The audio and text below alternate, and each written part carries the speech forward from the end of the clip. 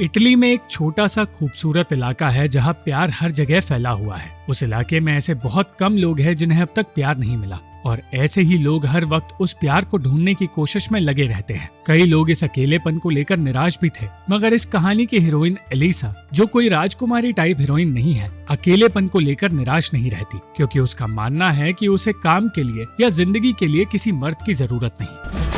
Elisa को प्यार से कोई लेना देना नहीं रहा, मगर इस फिल्म का हीरो मिकेल हर जगह लड़कियों के करीब जाने का मौका ढूंढता रहता है। वो मिलान में रहने वाला एक रईस आदमी है जिसे प्यार जैसी चीज की परवाह नहीं। एलिसा अपनी माँ और जादा नाम की बहन के साथ उस छोटे से आइलैंड पर रहती है। वहाँ के लोग पेलानी नाम के एक शादीशुदा आदमी की बातें करते रहते हैं, जिसका किसी और के साथ अफेयर चल रहा है। इन बातों से दूर एलिसा काम के सिलसिले में रोबर्टो नाम के आदमी के पास गई, जो उसे पसंद करता है, मगर क्योंकि एलिसा को प्यार में कोई दिलचस्पी नहीं थी, उसने रोबर्टो को कभी सीरियसली नहीं लिया। दूसरी ओर मिकेल एक नई लड़की से पीछा छुड़ाने की कोशिश कर रहा था, जिसे लगा कि मिकेल उनके एक रात के रिश्ते को आगे बढ़ाना चाहेगा। मिकेल के परिवार में सिर्फ उसका छोटा भाई कार्लो था, जो उसकी इन हरकतों के बारे में अच्छी तरह जानता था। एलिसा की माँ चाहती थी कि वो रोबर्टो के साथ एक रिश्ता शुरू करके देखे, मगर एलिसा सिर्फ काम पर ध्यान देना चाहती थी। सच ये था कि एलिसा की एक बेटी भी है, इसलिए उसका मानना है कि उसके पास प्यार जैसी चीज के लिए वक्त ही नहीं है।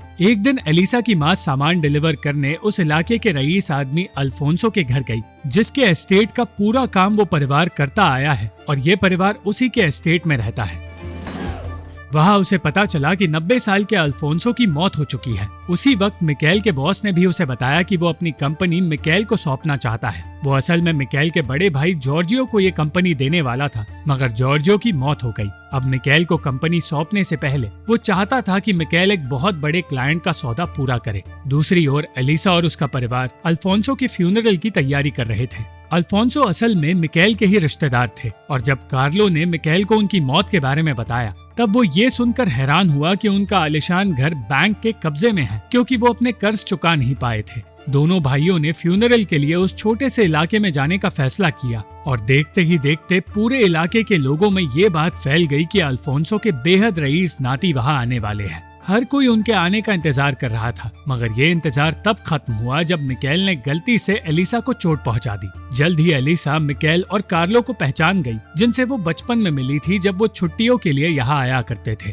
चर्च में आते ही कार्लो जादा की खूबसूरती देखकर हैरान हो गया, और मिकेल का ध्यान एलिसा की ओर चला गया। मिकेल तो एलिसा के साथ वक्त बिताना चाहता था, मगर एलिसा के दिमाग में सिर्फ एक बात थी। इतने सालों तक अल्फोंसो के एस्टेट में काम करने के बदले उसे जो पैसे मिलने चाहिए थे, वो बस उन पैसों को पाना चाहती थी, और यही जानना चाहती थी कि अल्फोंसो के गुजर जाने के बाद ये काम चलता रहेगा या नहीं। वो ये नहीं जानती थी कि मिकेल वहाँ उस घर की जमीन को बेचने आया है, इसलिए वो ये सोचकर खुश हुई कि उसका काम चलता रहेगा। एलिसा की माँ उन दोनों भाइयों को अपने घर ले गई और कहा कि जब तक वो लोग यहाँ हैं, उन्हें इसी घर में रहना होगा। एलिसा की माँ और एलिसा हिसाब करने में बिजी थे, और ज्यादा इस बीच किसी से बात करने की कोशिश कर रही थी। मिकेल उस जगह आकर अपने पुराने दिनों को याद करने लगा, मगर इन यादों से बाहर निकलकर उसे इस इलाके की जिंदगी जीने की कोशिश करनी पड़ी। शहर में आलिशान जिंदगी जीने वाला ये आदमी आज एक गाँव में मुर्गी भगा रहा था। उसे पता चल गया कि एलिसा की बेटी लिंडा देर रात अपने बॉयफ्रेंड से मिलने गई थी, मगर उसने ये बात एलिसा से छुपाकर लिंडा से दोस्ती कर ली। एलिसा मिकेल को एस्टेट दिखाने ले गई, मगर वो नहीं जानती थी कि मिकेल अपने क्लाइंट के बारे में सोचकर इस एस्टेट पर एक गोल्फ क्लब बनवाने का प्लान बना रहा है। एस्टेट देखते हुए कुछ ऐसी भी चीजें हुई जिनकी वजह से मिकेल अपने प्लान के बारे में भूल गया। एलिसा भी मिकेल को पसंद करने लगी थी, और पहली बार वो किसी आदमी को इम्प्रेस करने के बारे में सोच रही थी, मगर जैसे ही वो मिकेल से बात करने उसके पास जाने लगी, उसने मिकेल को फोन पर ये कहते हुए सुन लिया कि वो अपने क्लाइंट्स को यहाँ लाकर इस जगह पर एक गोल्फ क्लब बनवाएगा। एलिसा ने अपनी माँ और जादा को बताया कि मिकेल ये प्लान बनाकर उनके परिवार को यहाँ से निकाल देगा। ना उनके पास काम रहेगा और ना ही घर। उसने जादा से कहा कि उसे कार्लो को अपने प्यार के जाल में फंसाना होगा, ताकि कार्लो जमीन बेचने से इनकार कर दे, क्योंकि अगर एक भाई ने इनकार कर दिया तो ये जमीन कभी बिकेगी नहीं। मगर जादा ऐसा करना नहीं चाहती थी। ना चाहते हुए भी जादा को इस प्लान पर काम करना पड़ गया, क्योंकि एलिसा मिकेल से नफरत करने लगी थी। कार्लो, जो पहले से जादा को पसंद करता था, तुरंत इस जाल में फंस गया, और मिकेल एलिसा से बात करने की नाकाम कोशिश करने लगा। एलिसा, जो पिघलने लगी थी, सच जानकर फिर से पहले जैसी हो गई। ये बात सामने आई कि पेलानी नाम के जिस शादीशुदा इंसान की बातें गांव में की जाती है, उसका अफेयर किसी और के साथ नहीं बल्कि जादा के साथ चल रहा है। और ये बात वो कार्लो से छुपाने में कामयाब हुई। गांव के लोगों ने कार्लो और जादा को मेले में आने के लिए कहा और तब जादा ने एलिसा को बताया कि उनके पास प्लान पूरा करने के लिए अब 1 हफ्ते का वक्त बचा है, क्योंकि 1 हफ्ते बाद कार्लो वापस अपने घर लौट जाएगा। मिकेल एलिसा के साथ वक्त बिताना चाहता था, मगर उसे एलिसा के कहने पर एस्टेट का काम करना पड़ रहा था। गोबर उठाने से लेकर घोड़े को नहलाने तक का सारा काम। एलिसा का गुस्सा धीरे धीरे पिघलने लगा और जब उसने मिकेल से बात की तो उसे एहसास हुआ कि वो इतना बुरा इंसान नहीं है जितना उसे लगता है। बातें बढ़ती गई और वो दोनों एक दूसरे के और करीब आने लगे। तब एलिसा ने बताया कि सालों पहले एक ऑस्ट्रेलियन आदमी यहाँ आया था जिसके साथ उसका एक रिश्ता शुरू हुआ। वो रिश्ता सीरियस नहीं था, मगर लिंडा का पिता वही आदमी है। कुछ देर बाद मिकेल ने छिपकर लिंडा की बातें सुन ली और उसे पता चला कि एलिसा उसे पसंद करती है। उसने ये भी सुना कि लिंडा प्यार जैसी चीज को समझ नहीं पा रही और बढ़ती उम्र की वजह से एक गलत लड़के के चक्कर में पड़ गई है।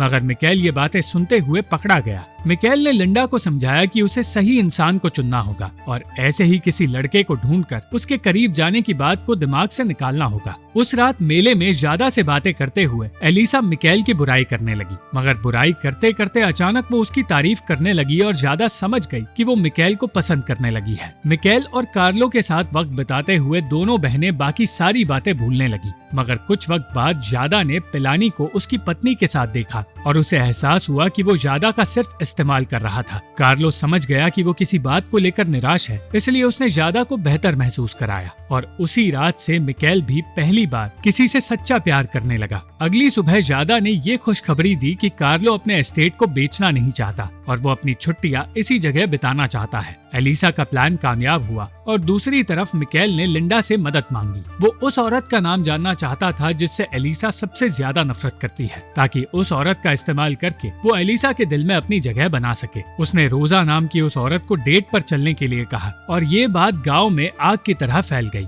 जल्द ही ये बात एलिसा तक भी पहुंच गई और रोजा खुशी खुशी मिकेल के साथ वक्त बिताने लगी। मगर पासा उल्टा पड़ गया जब एलिसा बदला लेने के लिए रोबर्टो को अपने साथ उसी जगह ले आई। मिकेल और एलिसा एक दूसरे को जलाने के लिए कंपटीशन का हिस्सा बन गए और ऐसे वक्त में रोजा ने मिकेल को बताया कि एलिसा की बहन एक शादीशुदा मर्द के चक्कर में पड़ गई है। इस कंपटीशन से अनजान जादा और कार्लो घर पर वक्त बिता रहे थे और उसी रात उन दोनों को एक दूसरे से प्यार हो गया। रोजा को जल्द ही समझ आ गया कि मिकेल का उस पर ध्यान ही नहीं है और एलिसा को लगा कि मिकेल हार मानकर वहां से चला गया, मगर मिकेल ने हार मानने के बजाय एलिसा के लिए गाना गाना शुरू किया। उसकी परफॉर्मेंस ने वहां की मालकिन को नाराज कर दिया, मगर सही वक्त पर उसे बचाकर एलिसा वहां से भाग निकली। एलिसा और मिकेल ने कबूल किया कि वो दोनों बस एक दूसरे को जलाना चाहते थे और कुछ देर बाद मिकेल ने बताया कि वो बचपन से एलिसा को पसंद करता आया है, मगर एलिसा का ध्यान हमेशा सिर्फ उसके बड़े भाई जॉर्जियो पर रहा। जादा और कार्लो की तरह उस रात मिकेल और एलिसा को भी एक दूसरे से प्यार हो गया और अगली सुबह मिकेल ने फैसला किया कि वो एलिसा को सारा सच बता देगा। उसने उसे बता दिया कि वो जमीन बेचने वाला है, मगर वो पैसों का आधा हिस्सा एलिसा के परिवार को देना चाहता है। उसे लग रहा था कि एलिसा किसी मजबूरी की वजह से यहाँ खेतों में अपनी जिंदगी गुजार रही है,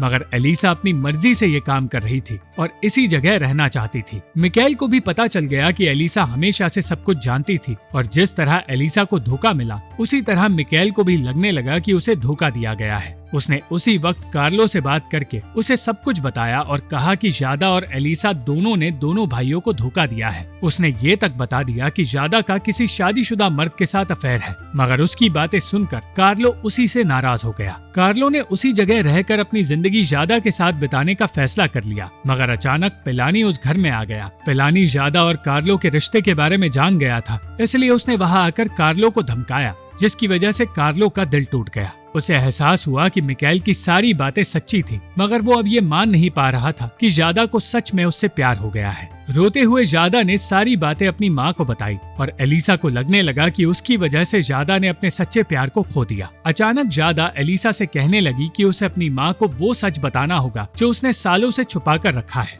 उसी राज के बाहर आने से ये घर और ये जमीन वो लोग बचा पाएंगे। बहुत देर तक सोचने के बाद एलिसा ने बताया कि लिंडा का पिता कोई ऑस्ट्रेलियन नहीं बल्कि मिकेल का बड़ा भाई जॉर्जियो है। लिंडा ने उनकी सारी बातें सुन ली और वो जान गई कि वो इस जायदाद की वारिस है, मगर वो नाराज हो गई क्योंकि 18 सालों से उससे झूठ बोला जा रहा था। लिंडा ने मिकाएल को ये बात बता दी और एलिसा ने ये बताया कि जॉर्जियो इस प्रेगनेंसी के बारे में कुछ नहीं जानता था। एक ही पल में एलिसा का पूरा परिवार बिखर गया और लिंडा बिना बताए घर से भाग गई। वो अपने बॉयफ्रेंड के पास चली गई, जिससे ना तो वो खुद प्यार करती थी और ना ही वो लड़का लिंडा से प्यार करता था। लिंडा अपने घर से दूर उसी के पास रहना चाहती थी, मगर उस लड़के ने लिंडा को वहाँ से जाने के लिए कह दिया और वो वापस अपने घर लौट आई। इन दो परिवारों के सारे राज बाहर आने पर अब माहौल बिगड़ गया। लिंडा ने कह दिया कि वो ये जमीन बेच रही है और उसके बर्ताव को देखने के बाद मिकाएल ने एलिसा से बात करने का फैसला किया। उसने एलिसा को उस लड़के के बारे में बता दिया और एलिसा ने गुस्से में ये कह दिया कि उसके जैसे लड़के बस लड़कियों का इस्तेमाल करके उन्हें प्रेग्नेंट करते हैं और छोड़कर चले जाते हैं।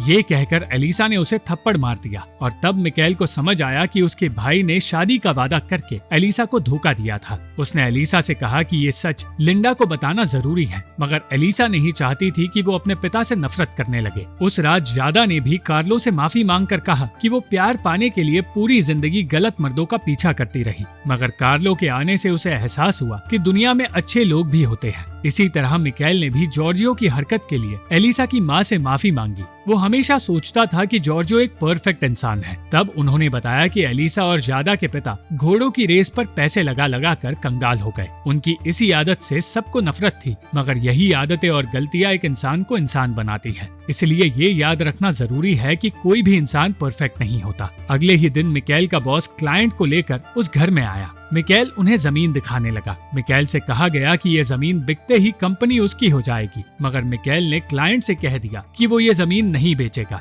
मिकाएल हमेशा जॉर्जियो जैसा बनना चाहता था और उसी की तरह बनने की कोशिश में उसके जैसी जिंदगी जीने लगा था, मगर अब उसे एहसास हुआ है कि वो ये जिंदगी जीना ही नहीं चाहता। यही बात कहकर उसने अपनी नौकरी उसी वक्त छोड़ दी। एलिसा को जब पता चला कि वो ये जमीन नहीं बेच रहा तो वो खुश हुई और जल्द ही उसके और लिंडा के बीच की कड़वाहट भी खत्म हुई। ज्यादा और कार्लो ने उसी जमीन पर एक रेस्टोरेंट खोलने का फैसला किया और गांव वालों को ये बात बताई। पेलानी की पत्नी ने उसे किसी दूसरे मर्द के लिए छोड़ दिया और ये जानकर कि अब वो अकेला है, रोजा बेशर्मों की तरह उसके पास चली गई। एलिसा ये देखकर हैरान हो गई कि उसके खेतों में काम करने के लिए बहुत सारे लोग आ गए हैं। लिंडा ने अपने लिए एक अच्छे लड़के को चुन लिया और एलिसा ये सारे बदलाव देखकर मिकाएल से मिलने उस पेड़ के पास चली गई जहाँ वो बचपन में मिकाएल के साथ वक्त बिताया करती थी। उसे हमेशा लगता था कि उसे किसी की जरूरत नहीं, मगर आज उसने ये मान लिया कि उसे अपनी जिंदगी में मिकाएल की सख्त जरूरत है। इसलिए अंत में मिकाएल ने उससे शादी करके उसी जगह रहने का फैसला कर लिया। अगर आपको ये वीडियो पसंद आई तो इस वीडियो को लाइक, शेयर और इस वीडियो पर कमेंट जरूर करें और इस चैनल को सब्सक्राइब करना मत भूलना।